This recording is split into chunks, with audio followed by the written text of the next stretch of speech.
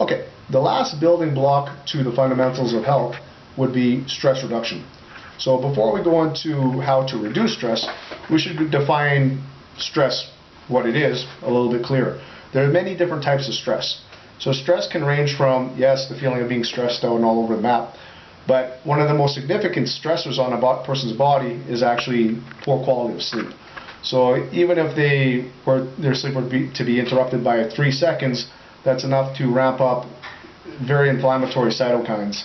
So that will have a systemic effect on their overall health, especially over a long period of time. Another type of stress would be blood sugar issues. So when they're not eating frequent enough, their body has to produce stress hormones in order to raise their blood glucose levels so that they can function. So just simply fasting for too long between meals is another big stressor on the person's body. Being too toxic is a stressor because they need to constantly shunt nutrients to the area to detoxify the compounds that are harming their system or harming their immune system. Another type of stress would be electromagnetic frequencies. So having a cell phone attached to your hip is known to lower testosterone by a significant amount. Being by a computer all day long and having the electromagnetic frequencies bombard you, it causes your nervous system to be overstimulated, and that is a significant source of stress as well. That type of stress would lead to cellular changes and cellular damage that is implicated in the mutations in DNA that causes cancer, and etc. Another type of stress is simply being emotionally overwhelmed with a task and not finding enough enjoyment in life. So, there could be chemical stressors, there could be dietary stressors, and obviously physical stressors like training. Training is a stressor. Anytime you're exerting yourselves or damaging your muscle tissue, even with a workout, it is a large stressor on the body, and your response to that stressor depends on the training effect. So if you can adequately buffer the stress, and you will recover from that stimulus and you'll come back stronger. If you can't recover from the stress, even whether that stress is exercise, it will make you more tired and more prone to injury because you're losing resources to recover from that stressor. So that's why post-workout nutrition is very important, and also your overall diet on a whole is very important in order for your ability to recover from the stress. But one of the things I believe everybody should do is take a little bit of time for themselves each day to just relax.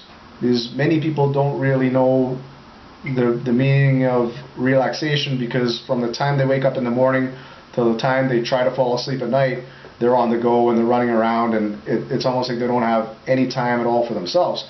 Well, stress will, first thing it will do is it will shut off the production of stomach acid, so you won't produce as much hydrochloric acid in your stomach, and then you won't be able to digest the food, and then you won't be able to digest the nutrients you need that relax your nervous system, like magnesium, and then your sleep will suffer because you're deficient in magnesium, and then that will produce problems. So there's a lot of systemic effects that go on just because of somebody not giving themselves enough downtime.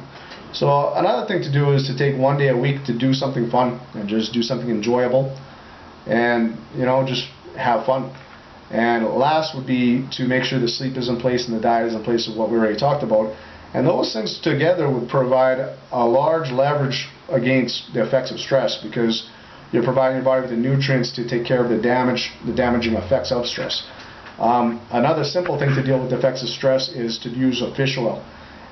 Fish oil has just been shown to reduce the production of norepinephrine. Under the same stressful conditions, you'll produce less of the same stress hormone if you're not deficient in omega-3s. So simply being deficient in nutrients can greatly exaggerate a stress response. Even amino acids are very good for that as well.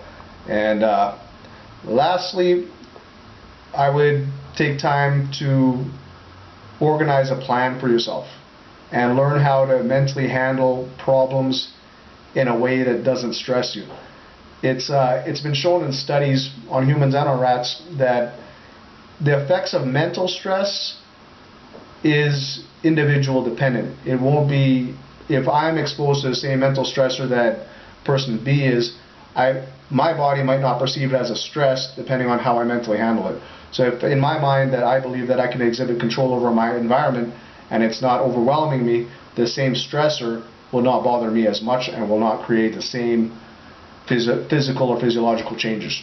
So developing mental coping strategies and reading good books like Drive and learning how to organize those beliefs that you have surrounding your work and your environment that allow you to be productive go a long way for your ability to successfully mitigate the effects of stress.